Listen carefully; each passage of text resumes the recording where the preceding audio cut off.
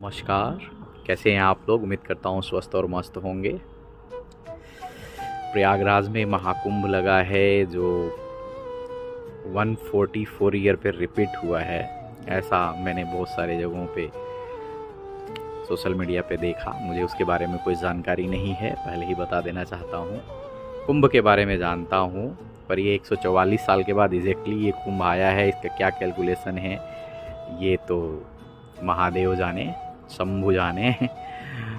मैं सिर्फ यही बताने के लिए आया हूँ, या ये थोड़ा सा आपसे शेयर करना चाहता हूँ और थोड़ा सा आपका इंटरेक्शन इस पे चाहता हूँ, आपका इनपुट चाहता हूँ कि जो वहाँ पे बाबा लोग आए हैं, कोई आईआईटी बाबा है तो कोई साध्वी हैं, पता नहीं वो पहले मॉडलिंग या पता नहीं क्या था उनका प्रीवियस प्रोफेशन उनका क्या था ये नहीं पता, पर अभी वो बाबा बनी हुई हैं, साध्वी बनी हुई हैं।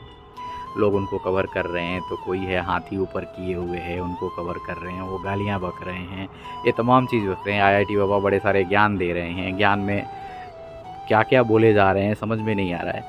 मुझे जहाँ तक लगता है कि ज्ञान होने के बाद अगर सही में अभय सिंह जी जो आईआईटीएन बाबा के नाम से जाने जाते हैं उनको ज्ञान की प्राप्ति हो गई है, वो शिवो हम बोल रहे हैं कि मैं ही शिव हूँ।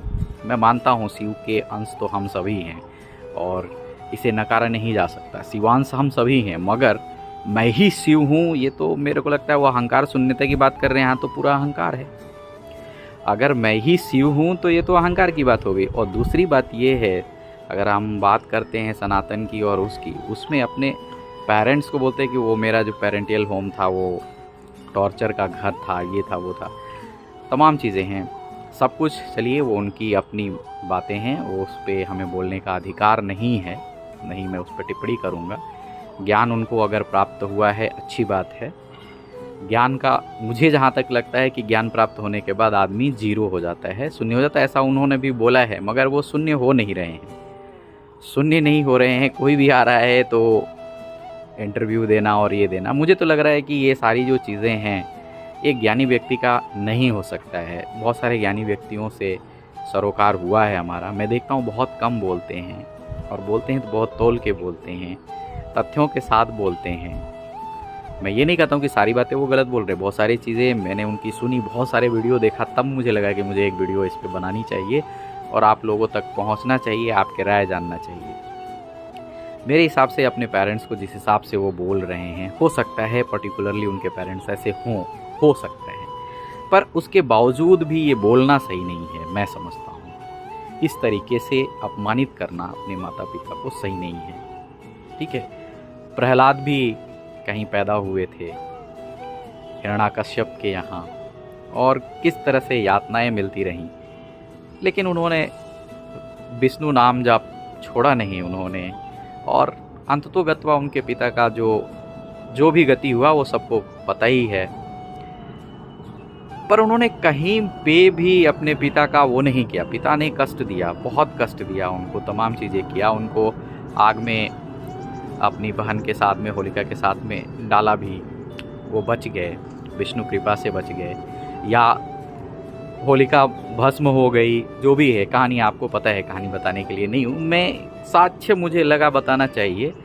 इतना कष्ट तो नहीं मिला होगा अभय सिंह राणा को, हम भी बड़े हुए हैं, हम भी बहुत कूटे गए हैं, बहुत तरीके से यातनाएं मिलती हैं वो, लेकिन हमारे लिए ही होती, कहीं ना कहीं हमें हमसे ज़्यादा अनुभव होता है हमारे पेरेंट्स को, क्योंकि जब वो पेरेंट्स हो रहे होते हैं, जब हम बड़े हो रहे होते हैं, तो वो हमसे दूर तक देखते हैं, कहीं ना कहीं उनका विज़न होता है, तब वो हमारे उनको लगता है कि यहाँ गलत है तो यहाँ थपेड़े देने चाहिए, तो गलत उसको मानना मैं समझता हूँ कि उस समय हमें भी लगता है कि क्यों मार रहे हैं मेरे को, उस समय फील होता है, पर बाद में ऐसा जब हम खुद पेरेंट्स होते हैं, अभय सिंह क्या बोलते हैं आईआईटीएन बाबा, शायद इसका उनको अनुभव नहीं होगा, जब वो कहीं ना कहीं अपने बच्चे को पैदा करते और वो उनका बच्चा कहीं इस तरह के रास्ते पे जा रहा होता, तो क्या वो नहीं थप्पड़ मारते, क्या वो नहीं उसको वो करते, उसको टॉर्चर बोलेंगे?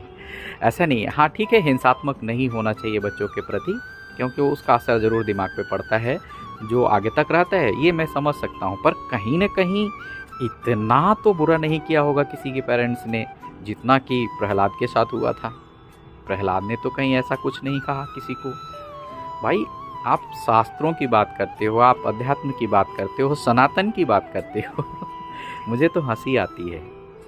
सनातन की बात करते हो, आप शून्य की बात करते हो। मैं एक जगह देख रहा था, दिखा रहे थे वो इनफाइनाइट, इधर शून्य, वो बीच में वन, और कैसे शून्य होने के बाद इनफाइनाइट हो जाता है, ये थ्योरी दे रहे थे। ये सारी चीज़ें मैं समझता हूँ इसका ज्ञान उनको होगा अधिक, भाई शिक्षित हैं, अच्छे पढ़े लिखे हैं, अच्छे इंस्टीट्यूशन से पढ़े लिखे हैं। पर मैं समझता हूँ कि हमारे देश में कितनी सारी आईआईटी कॉलेजेस हैं और हर साल कितने सारे बच्चे आईआईटी से ग्रेजुएट होते हैं, पोस्ट ग्रेजुएट होते हैं। हाँ, बहुत सारे बच्चों के साथ ऐसा होगा कि उनके पिताजी माताजी उनको डंडे मार मार के पढ़ाए होंगे, तब जा कर के वो बनते हैं। पर ऐसे आकर के बाहर अपने माता पिता का छवि को धूमिल करना, मुझे लगता है कहीं ना कहीं ये सही नहीं है। मैं यही जानना चाहता हूँ आप सब लोगों से, कमेंट करके ज़रूर बताएं। अगर आप उनसे सहमत हैं तो भी आप लिख सकते हैं, मेरी बातों से असहमत हों तो भी आप लिख सकते हो, कोई दिक्कत नहीं है। और ज़्यादा कुछ सोचा नहीं था, बस इतना सा दिमाग में ऐसे यूं ही आ गया टहलते टहलते। यार बार बार उन्हीं की रील चल रही है, बार बार उन्हीं के बारे में आ रहा है, वो तमाम इंटरव्यू दिए जा रहे हैं। यार कितना ज्ञान हो गया है। हाँ ठीक है, ज्ञान हो गया है तो ज्ञान का प्रदर्शन ऐसे नहीं किया जाता है, जहाँ तक मुझे लगता है।